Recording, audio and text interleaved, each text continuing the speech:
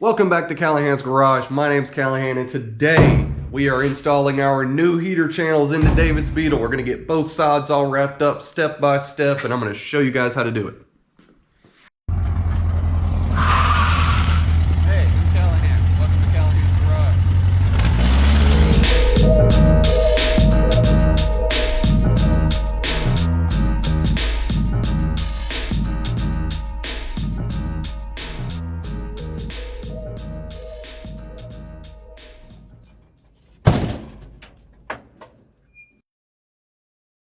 So in the last video, we just finished getting all the old heater channel out. We got our couple of critical areas fixed so that we can get our new heater channel in. There's just a couple of more things we need to do before we start fitting up our new heater channel. We're going to do that now. So there's a couple of spots in here that'll make this a little easier if we just go ahead and do a little bit of work on the front end. So mostly being these areas where we have all these spot welds that we drilled out on our front quarters as well as our rear quarter. So what I'm going to do, I'm just going to take my hammer and my dolly. I'm going to clean this and straighten this up as best as I can. I'm going to wire wheel the outside of this nice and clean. I'm going to wire wheel the inside of this nice and clean. That way we got a nice smooth surface to fit up between our heater channel here. So we're going to knock that out front and rear, and then we can start tossing our heater channel up in here.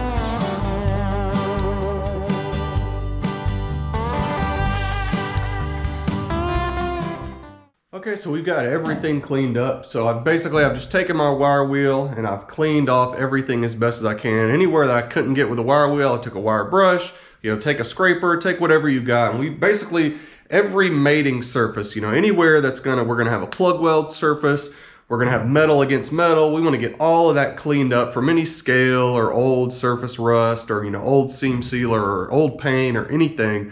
Because, before we weld our heater channel in, we're gonna get, new primer, new corrosion protection on top of all of that metal. So we wanna get everything as nice and clean as we can. So we've got a really nice, good substrate to start with. So now we're ready to start sticking our heater channel up in here and see if it actually fits. So let's take a look at our new heater channels real quick. These are from Classic Fab. I think they're right about 300 bucks each. So, 600 bucks for the pair, right about there plus shipping. Shipping from South America, is a little hefty on these, but, these are absolutely the best heater channels on the market. There may be some better options, Europe, that kind of thing.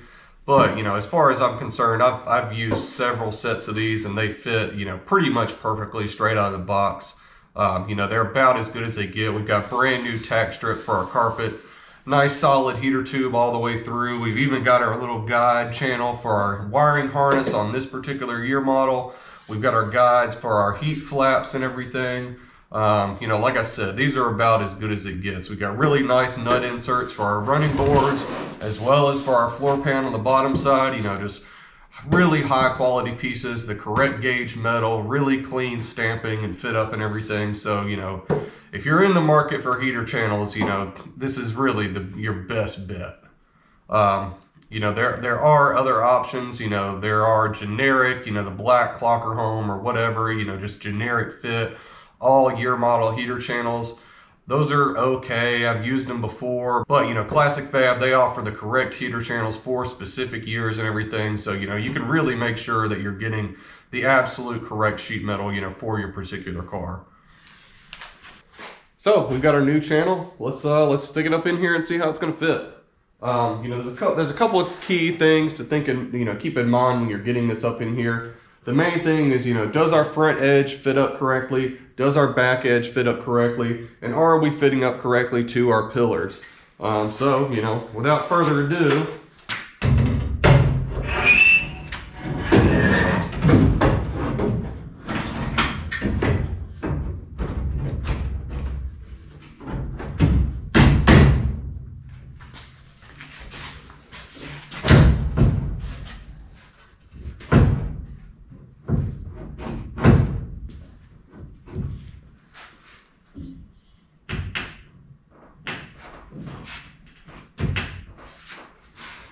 So we are actually really close here, you know, right off the rip. I need to do a little bit more trimming on my B-pillar, you know, just for my old welds and stuff, to get this rear section all the way up. But our front section looks like it's pretty much right where it needs to be, you know, right off the rip. So, you know, we've got a little bit of trimming here to do, and then we'll be ready to start clamping and getting this thing finalized.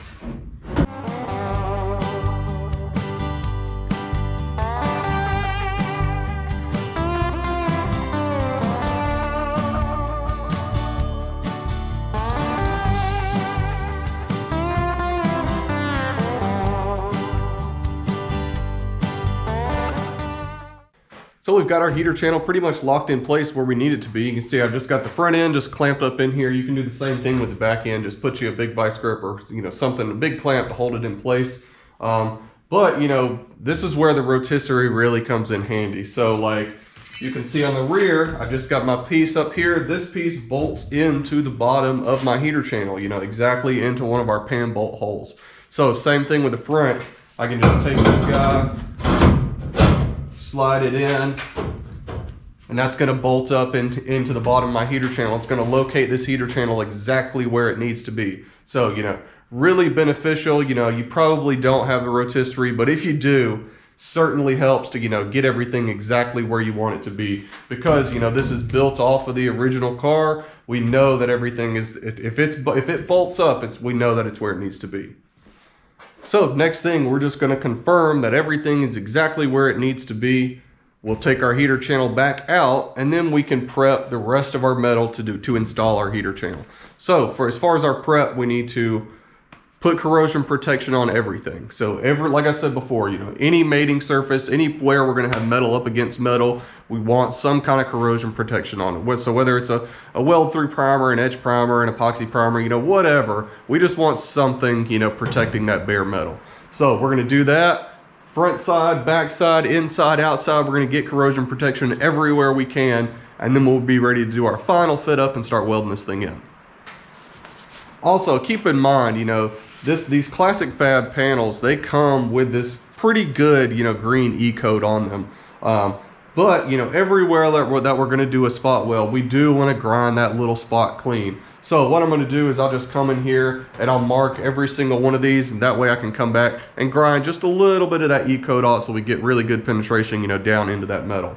So I've come through here and I've marked where all of my plug welds are going to be. That way I know exactly where I need to just grind that little bit of E-coat off.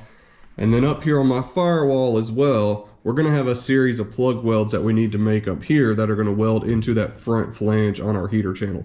So all I did is I just made me a little template off the front of the heater channel. That way I know exactly where this is, where this is laying behind this piece. So I'm going to come in here and just drill me a couple of holes, and then I can make my plug welds through the firewall into my new heater channel. Then the same thing on the back of the car. I've marked around my B-pillar where I need to clean and weld. I've marked all of my plug welds here where I need to clean. And then I've marked my flange back here where I need to drill this flange out so that I can plug weld through the heater channel into this back piece. So then again, we'll do the same thing on the inside on the front. We'll mark around our A-pillar right here where we need to weld. We can mark all of our plug welds up here. That way we know exactly where everything needs to be cleaned off, where it needs to be ground. And then all of this, like stuff like this is what we're going to come and put all of that corrosion protection over before we weld our heater channel in.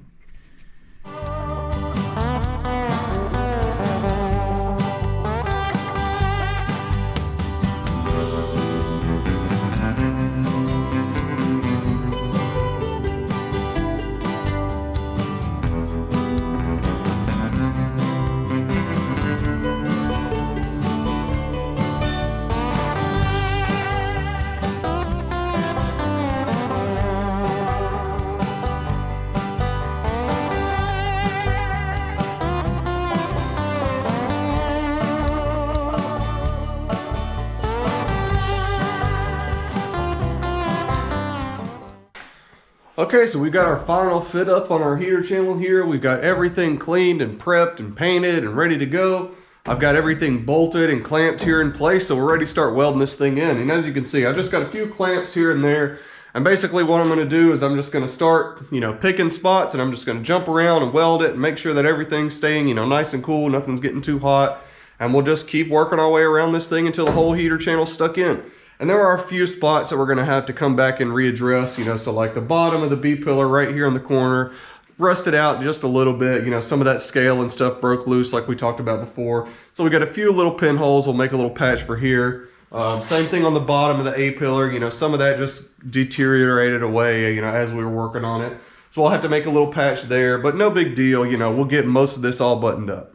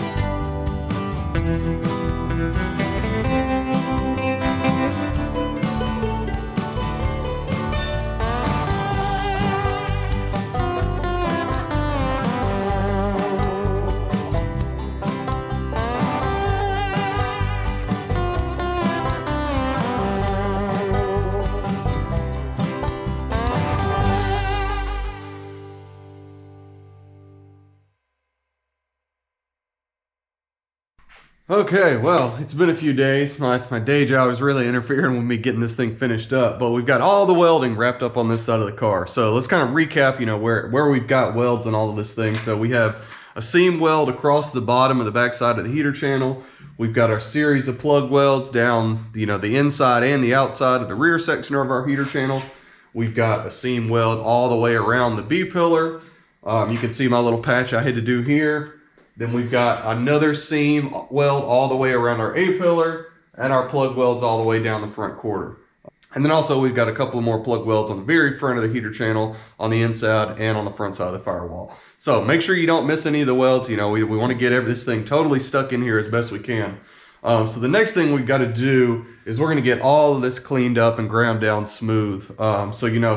This point is, really up to you how far you want to take this. If you do want, a nice clean OEM look, we are going to have to come back in here and smooth out all these welds. But, if you've got really clean, successful plug welds, they really don't look that bad after they've been cleaned and painted over. So like I said, it's really up to you, especially like on the inside of the car where you're going to have carpet and seats and stuff covering it up. But at the very least, I like to come down through here and clean up these ones in the fender wells and, behind the running boards right here. So I'm going to get all the welds cleaned up, get all the welds cleaned up on my little patch pieces, and then we'll pretty much be wrapped up with this thing.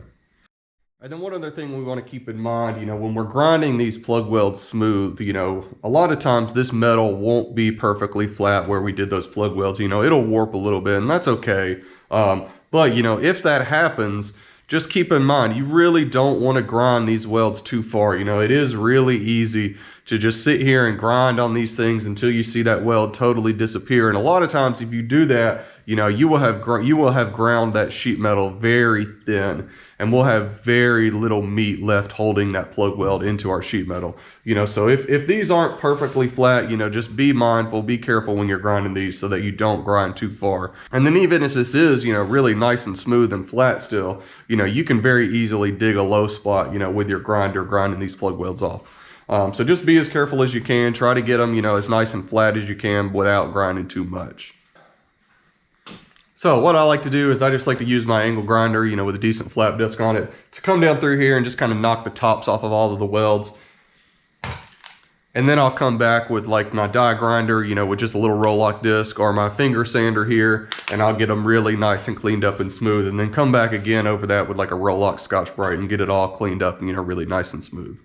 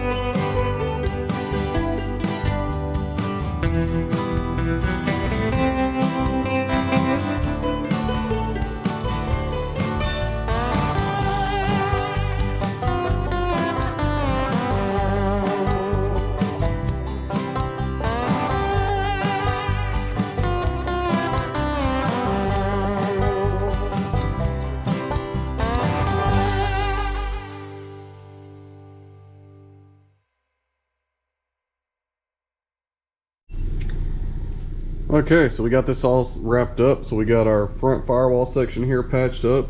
We got all of our quarter welded up. We got the bottom of our A pillar all patched back up. We got the bottom of our B pillar patched up.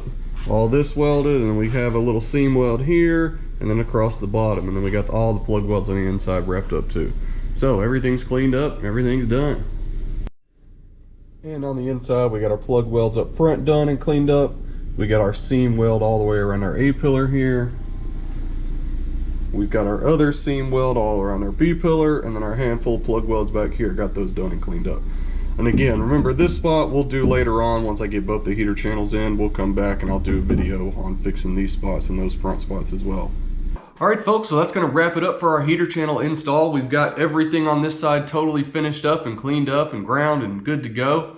The process for the other side is exactly the same, but I'm not going to bore you guys with the details on that. There's only one thing that's different, and that's the wiring harness. So, you know, on the later cars, the wiring harness runs down the length of the inside of the heater channel.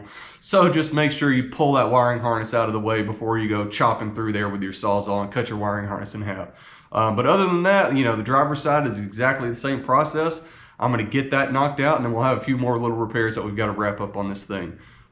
So if you have any questions about any of the heater channel process, you know, leave them in the comments and I'll try to get back to you. Other than that, thanks for watching. I'll see you guys next time.